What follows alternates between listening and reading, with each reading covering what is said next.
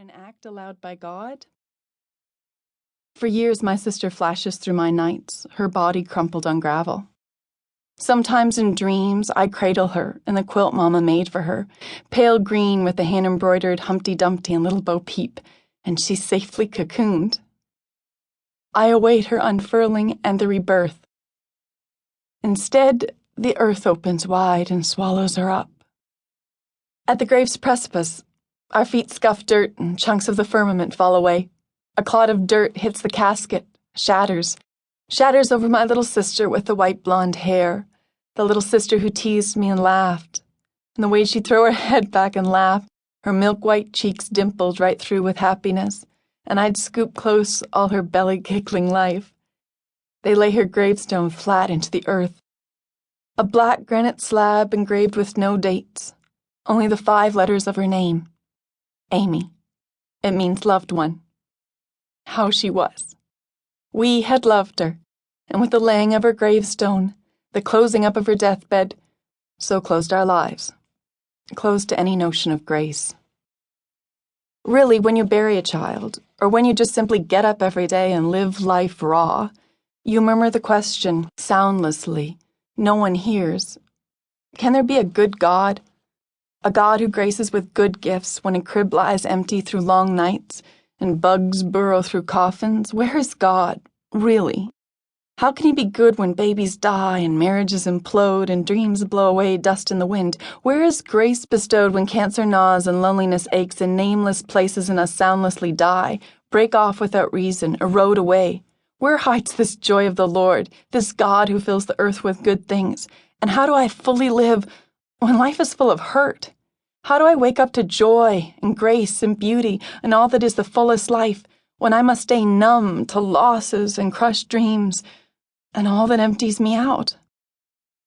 My family, my dad, my mama, my brother and youngest sister, for years, we all silently ask these questions. For years, we come up empty, and over the years, we fill again with estrangement. We live with our hands clenched tight.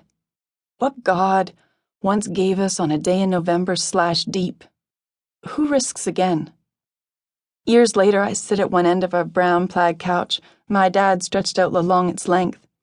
Worn from a day driving tractor, the sun beating and the wind blowing, he asks me to stroke his hair.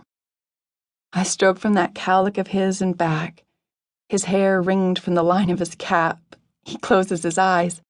I ask questions that I never would if looking into them. Did you ever used to go to church? Like a long time ago, Dad? 2 neighboring families take turns picking me up, a Bible in hand and a dress ironed straight, for church services on Sunday mornings. Dad works. Yeah, as a kid I went. Your grandmother had us go every Sunday after milking was done. That was important to her. I keep my eyes on his dark strands of hair running through my fingers. I knead out tangles. But it's not important to you now. The words barely whispered, hang. He pushes up his plaid sleeves, shifts his head, his eyes still closed. Oh. I wait, hands combing, waiting for him to find the words for those feelings that don't fit neatly into the stiff ties, the starched collars of sentences. No, I guess not anymore. When Amy died, I was done with all of that. Scenes blast. I close my eyes. Rio. And if there really is anybody up there, they sure were asleep at the wheel that day. I don't say anything. The lump in my throat burns, this ember. I just stroke his hair. I try to soothe his pain. He finds more feelings. He stuffs them into his words. Why let a beautiful little girl die such a senseless, needless death?